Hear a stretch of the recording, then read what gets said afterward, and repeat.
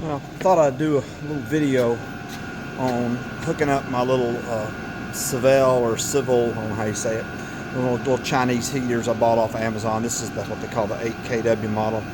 I thought I'd just walk you through what I did. I bought this really just to be a supplemental here in my shop. Now, my shop's pretty good size, but I have a large wood stove that ducks out up there, and then I've got a tank top propane heater, and I got a blower heater,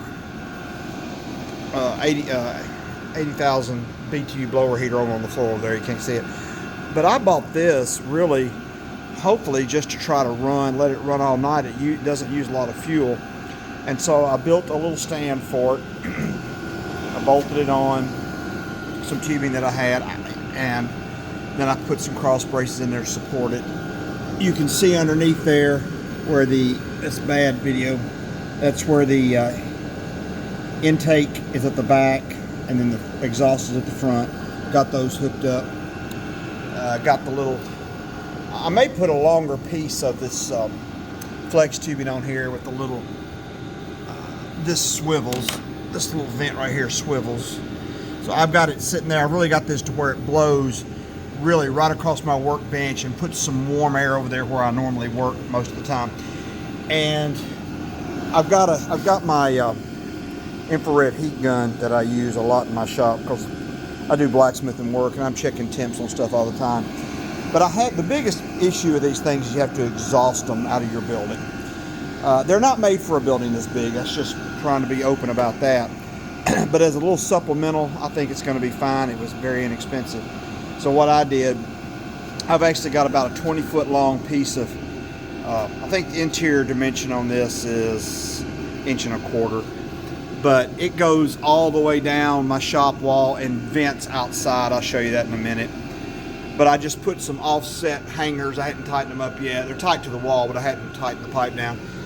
I've got 190 in this, so hopefully that's not going to cause too much heat back up. I've not temp-wise seen this heating up too bad. Now, right here, the exhaust pipe coming out, I'll kind of show you what I've got. Coming out of the exhaust pipe right here, it's running about 320, 325. And then as it enters this pipe, this one's showing, of course this has got a lot of mass to it, so it's holding a little heat there. But as I go up the pipe, the heat drops, so it's kind of hot. It's hot in this area where it's dumping in. That's because that steel is just retaining the heat. But as I go up to the first 90, it's 221. But then if I go over here, it drops significantly as I go down that pipe. And really, I can't get as I get down about 4 or 5 feet, it's down to less than 100 degrees. So it's right in through there. It's starting to drift down. That's about 5-6 feet. And on down there, we're getting about 86. So because of the length, it drops pretty quick. I don't smell any exhaust fumes in here. I got this a pretty snug fit going in there, and I can come back and wrap that joint or seal it. But I made this, and this is I just rigged this up for my shop. Every installation is going to be different. I just made this for in the wintertime, then I can just take this off this hook and I can pivot it up out of the way or let it lay down when I'm not using it. So it sits on the very back of my workbench. Pretty simple setup. Let me talk to you about this. I bought off Amazon, I bought this little 300 watt 12 volt converter. It's rated at 15 amps. I put a 15 amp fuse, which did not come with it. I put a 15 amp fuse in the positive side going to the back of the unit because this is designed to run off 12 volts. And this unit will provide continuous 12 volts. So I've got it, you can see the rating there's some ratings on there. But anyway, I've got it set up, just wired it in. I made a little bracket back here. These little screw holes that are in this are metric. So I found which size metric they were. I don't even know what they were. I keep all my screws. I had a bunch of metric screws. And I drilled and tapped that, welded that on. That just gave and this is spaced off of the back of this, so it got a little airflow around it. And anywhere I have checked, we'll check again here. So, I mean, everything, of course, the shop's a little cool today. It's not that cold outside, but it's in the 40s. But everything on this machine is running, you know, there's no excess heat on this machine. I'm running 70, 80 degrees in places. You just don't see it. I mean, even the steel in there is 71. Let's go around to the other side. But you can order this off Amazon. Like I said, it's 300 watt. I think it says 600 watt on here. That may be, it's got 2 voltage settings. 115, I guess the other one is 220.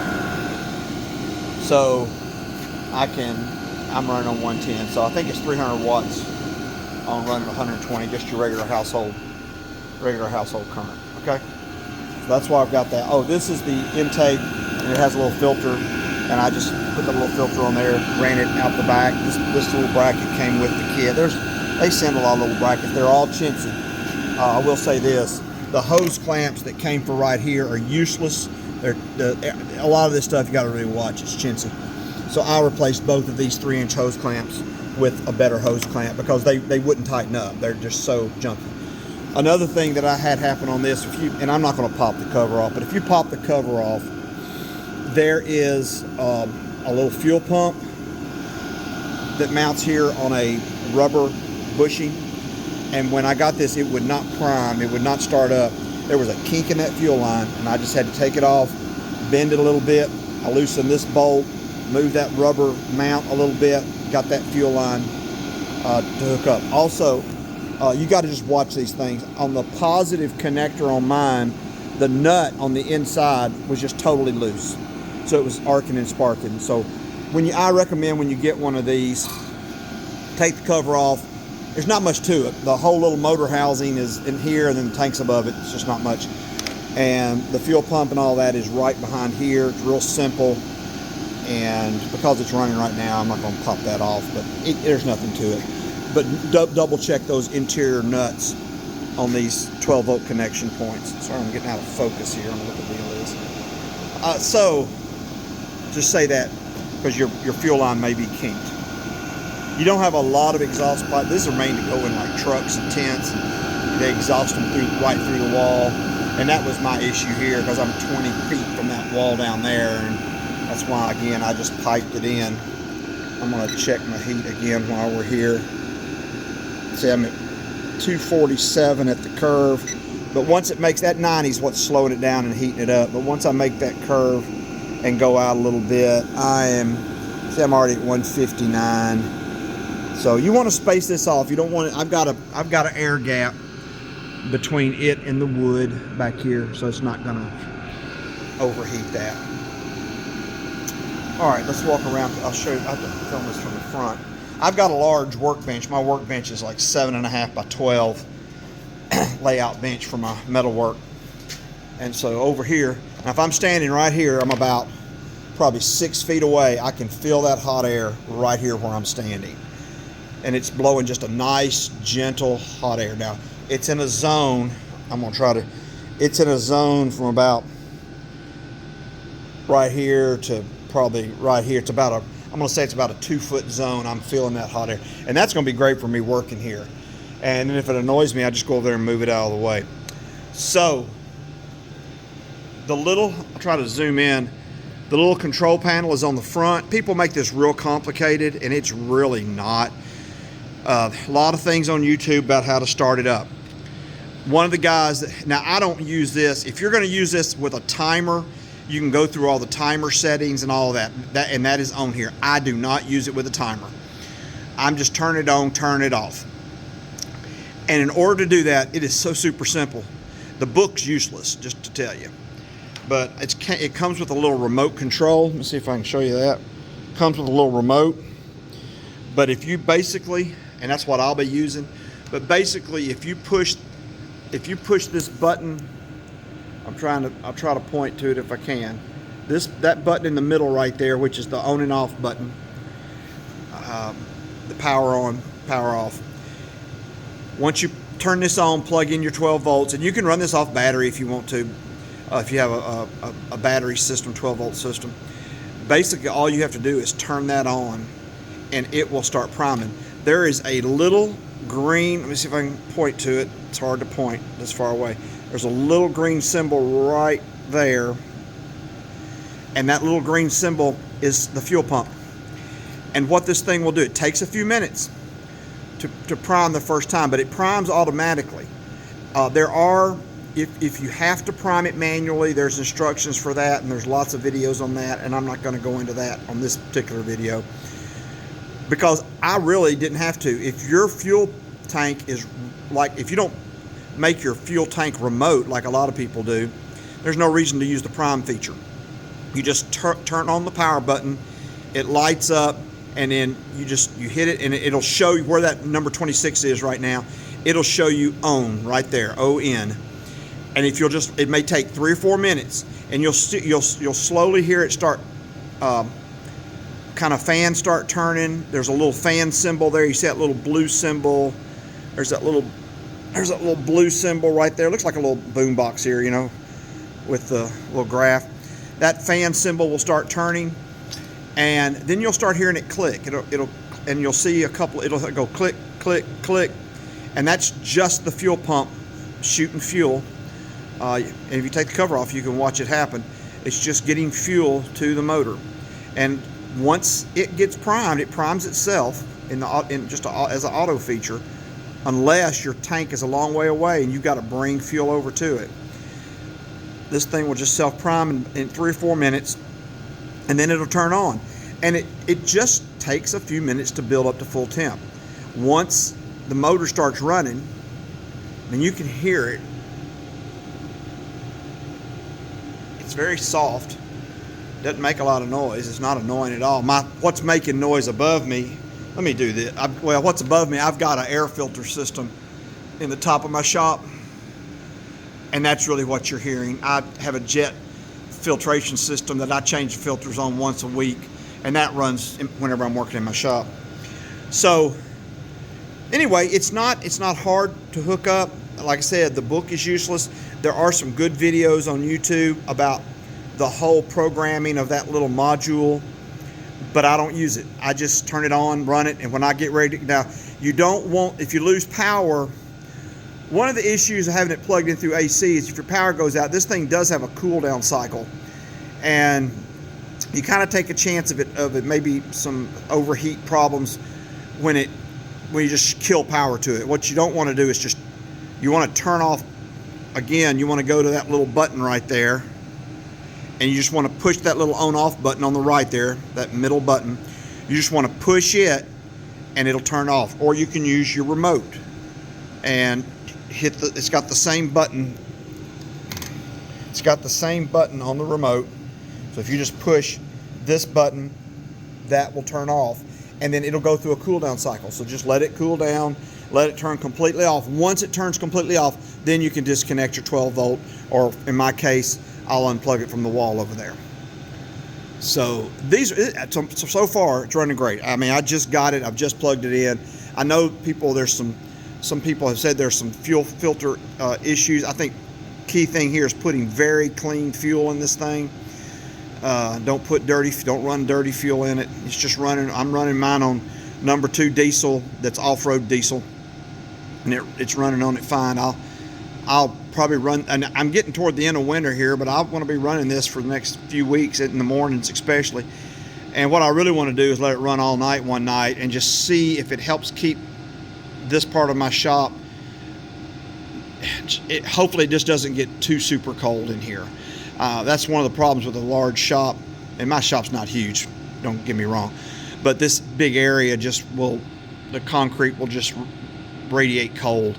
So my goal for buying this was have something I could run all night, because it supposedly runs over 24 hours on a gallon of fuel, and I'll be finding out if that happens or not. But when it's putting out, let me go back to the air output now, not where I'm standing, but when I aim, if I put this right in the vent, the air coming out is 216 degrees. That's pretty doggone good. And when the time it gets 6 feet away, it's very comfortable over here. It's just a nice, gentle, warm air. I think it's going to be good. Not the easiest thing to, duck out of your building. I had considered going under the flooring. I've got another part of my building up there. I was going to go under here, but I decided, let me go out here and show you. So it runs, my shop's a mess. So that pipe just runs all the way down this wall. Let me go back here. Sorry. I'm going to grab my infrared. So this just travels down the wall. And when I get down here to this end, just checking temps, down here I'm at 84, 90 degrees. So, there's just really no heat associated with it down here. Let's see what we are back in here. Yeah, I'm at 101. I'll be honest with you, middle of summer, my shop can be 90 degrees. So this is not something, down here as it goes through this wall, this is not something you can't put your hand on. It's warm, but it's just warm. It's not burning me. I can hold my hand on that. Now, I've just got it running through the wall, and I'm going to take you outside. Open my door, and I'll show you how loud it is outside. I'm going to put a screen on, this is my next little job this afternoon. I'm going to put a little screen on the exhaust out here so nothing crawls in it.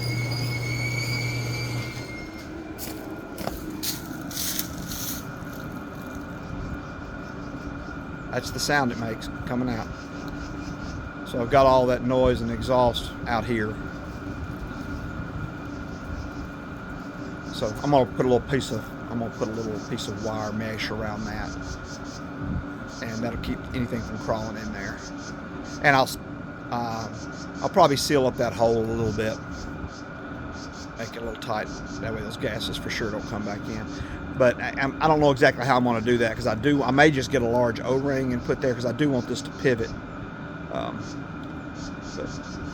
There may have to deal with some moisture situation. Let me see. Let me do this. I don't know if I can catch this on my infrared. Let's see. I don't think I can get them, probably too far away. Excuse me. Yeah, I'm probably not. I can't get on the pipe with both of my red dots. But anyway. It's not very hot out here. I'll shut this door. Kind of a windy, cool day.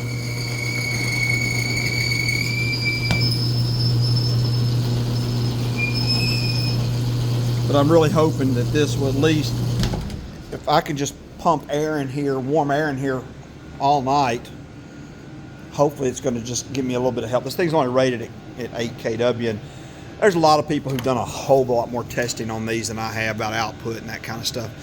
All I know is it's putting out 200 something degree air right there, and I know that's going to diffuse as it hits this large body of air. This is not something I'm thinking is going to heat this shop all the way. It's just not going to do it. It's not big enough. If they made bigger versions of this, might be worth getting, but the fuel economy on this is the reason I got it, just as a supplemental heater, because I think this is going to take the place of me running my dual head over here. I use this, I'll turn this on low, and I can just use one burner, and once I get the shop kind of warm, but then I kind of have a mix mash to get my shop warm, because this shop is not very tight. There's a 80,000 BTU diesel heater. I turn it on for about an hour every morning when it's cold, and then I shut it off. It just runs for about an hour every day. And so my goal is, hopefully this is going to be enough supplemental, that in my wood stove. I'll show you I'll just be truthful, show you what I got, make sure you understand my situation. Again, I have a wood stove out front, but this is a lot of volume back here, and I've put this building together in pieces over the years. So, but I've got just one of the TSC wood boilers, hot blast, that I've had for years. I filled this up about 8:30 this morning. Yeah, I need to put some more wood in it. But if I'll load this up. I put pretty big chunky stuff in there and get this cranking. and it does. I've got part of the air diverted back here, and then this one's closed, which goes up and into the back of my shop. So I run that fan all the time because it just kind of circulates air around the building. So one of the keys for me is just keeping the air moving. But when I added this addition on the shop back here, it just made it a lot harder to heat because of the volume, and it's not super tight. Anyway, I hope this helps you. Maybe it helps somebody. I'll probably do a review of it at the end of the, we're getting into spring now, and do a review later once it's been running a while and see if I'm still satisfied with it. But it's such a inexpensive. What I've got in it right now, it's those were like $120 with tax or whatever, and Amazon, it was free shipping for Amazon Prime, I think. So I had roughly 120. This part right here, this was like 59 or something. Bought it from Amazon, and then I could have used a piece of scrap. I make handrails and stuff as part of my business too, but I had that piece of pipe, and you could probably get a piece of scrap pipe, probably gonna run you, or even if you bought a new piece, 21 foot stick's gonna run you 50 to 75 bucks. Just depends on where you are. You might be able to find a piece of scrap a lot cheaper than that and pipe it together. But I do think you need at least like an inch, quarter, inch and a half ID on that to let that air flow out of there pretty tight. What I'm doing today is just keeping an eye on this. I don't have my tape measure on me, but I was just going to double check. I think that, yeah, this is roughly,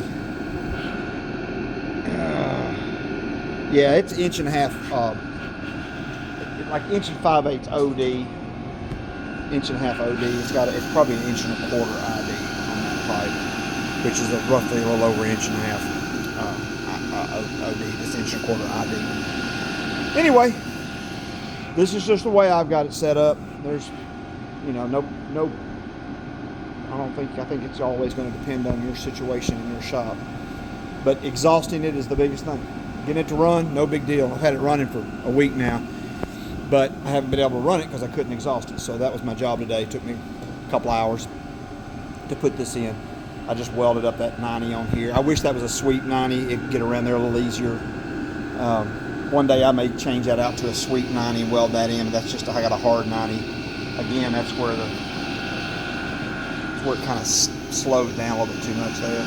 So I'm going to see how this continues to go. Anyway, you guys have a great day. I hope this helps somebody. I don't know how to answer any really tough questions on this thing, but they're not near as hard to get up and running as some people make them out to be. If you're going to set the timers and that kind of stuff, just go in there and watch some other videos where people are dealing with all the timer setups, but it's not hard. All right. God bless. Have a great day. Take care.